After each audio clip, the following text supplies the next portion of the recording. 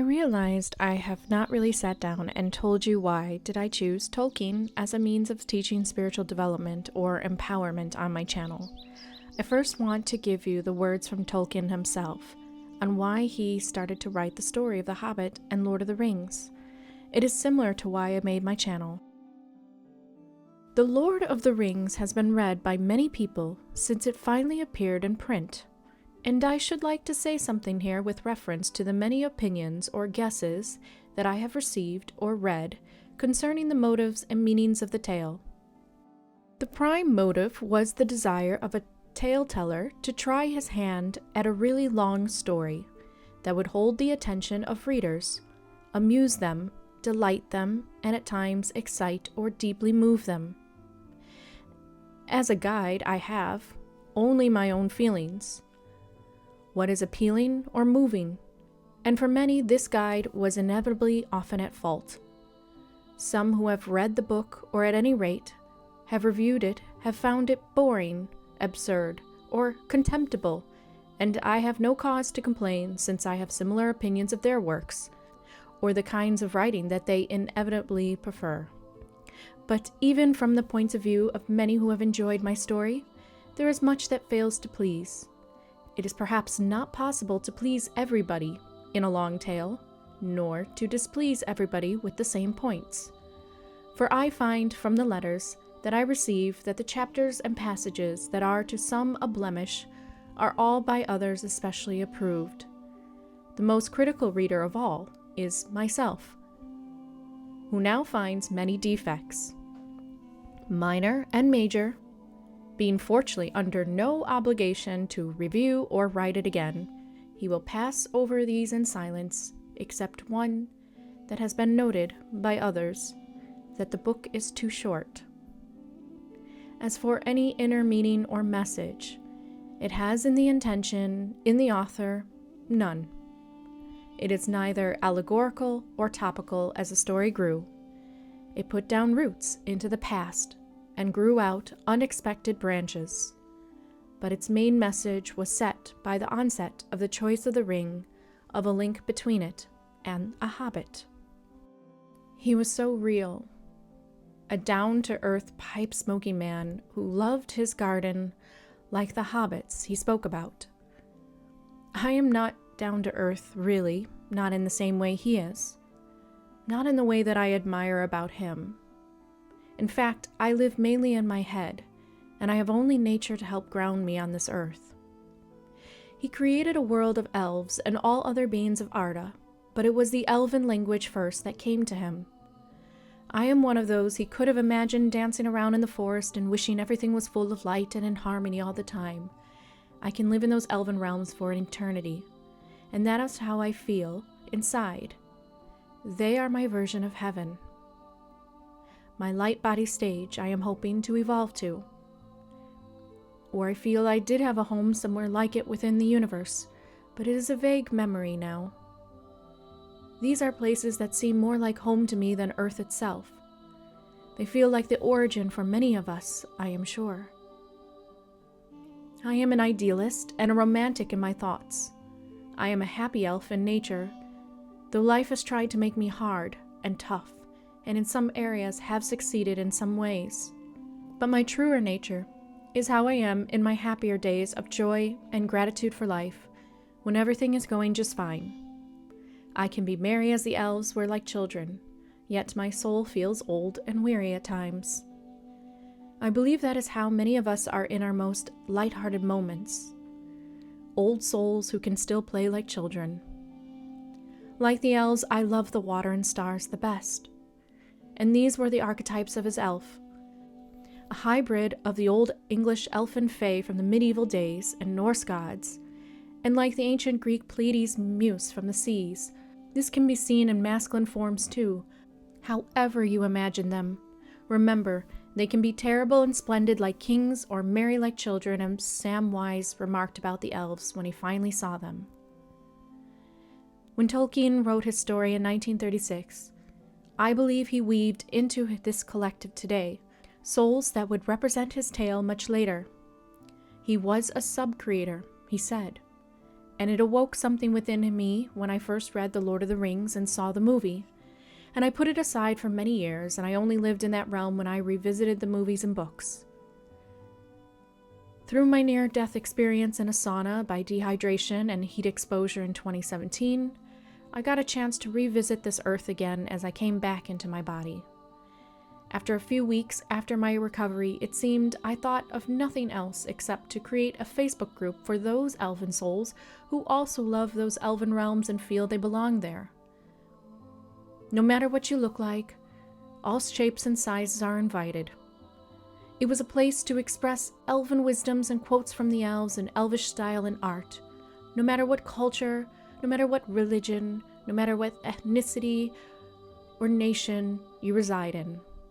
Yet, this idea has branched out past exteriors, and I find more and more that the morals, the righteousness, the honor, the kindness, the wisdom, and the pure spirit of intentions of the elves is something that all humans can live up to, regardless if they feel they are an elf or not.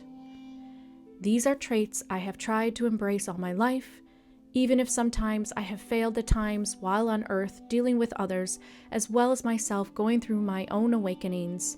I know they are the truer nature of my being. Of course, there are many other characters who are wonderful, like the wizards and hobbits, dwarves and men of the Fellowship. That is what made the Fellowship a remarkable unit. They were all men who watched each other's back so fairly and justly. They cared so much for one another. I guess I felt that was what was missing in this world. As Tolkien said, if more of us valued food and cheer and song above hoarded gold, it would be a merrier world. I believe that, someone who was not born into wealth. I believe in much of the wisdom he passes through all of his books. Sometimes I find myself tear up a bit, to know that I would like to be part of his Rivendell or Lothlorien so much so, and find Earth to be nothing really like it, and incredibly boring. It is difficult to accept that within myself. It is a part of me lacking a sense of comfort here, and possibly feeling connected to others. And yet, I am not trying to build an army of elves who isolate themselves from humanity around this path. I just want to empower with the elven spirit. A new way to harness the elven realms here on Earth is just within the way people treat one another, the earth, and animals, as many of the kindness examples I have shown in my Kindness of Elves videos. It is interesting to see what is happening in the world. We all have a vision and dream, and it seems we are learning how different they each are and unique towards peace. We could end up with a Middle-earth scenario in the future, with so many unique races of beings living together in different separate realms. Yet the one thing we have is Tolkien's very direct approach to spirituality in these books, if we get lost along the way. He was simple, a man of honor, who believed in love and stayed with the same woman who was his Luthien or Arwen until the very end of his days. He walked the talk that he wrote about, and it is amazing to see. Tolkien had his flaws, as we all do, of course, but I like to recognize the parts of him that he left in his books. He saw peace in his imagination in a time of war. He heard the elven music and language in a world that was losing its connection to nature. He saw the light poking through the dark shadow, trying to take over this earth. He envisioned all these things and he wrote it down to create his vision for others. Now this channel is transforming a bit as I find more of my way.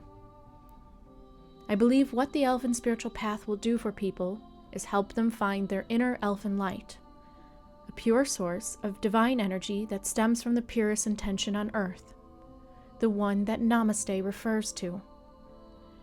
As a Christian man, to Tolkien, the elves represented man before the fall from grace. As a New Age mystic, I can say that correlates to a higher state of consciousness that you exist at naturally before the world corrupts you. Not that it is trying, not that other souls are trying, but it is a byproduct of living on earth unconsciously with everyone who has forgotten their connection to each other, and the function of the ego to have a unique experience for a time being. I believe we are meant to find our way back again to the state of higher being, with wisdom of our higher unity, loving and living out in peace and harmony on earth. Of course we shall have our problems, but by then we will have our wisdom to bring forth new solutions that will not lead to war. I would like to aspire towards that on earth, and continue on this path of higher consciousness, being as one of his elves, finding grace again. I am happy others found this path too with me in their own way. And though we may be strangers in our own homes and in our jobs with our own lives, we find we are never alone when we bond over Tolkien. Tolkien seems to know exactly how to clear the illusions of separation away through story, far better than I could ever. But I am trying. The Elven path is a simple path for humans, not overly complicated, but rather a help in this world. To remember the goodness in the self and others is worth fighting for when the world tempts to corrupt you. Earth is not fun at times. It is simply overcomplicated and a mess because of the denseness of its reality. It creates a denseness of hearts and minds at times. Only when you get over your ego do you start to see it more clearly.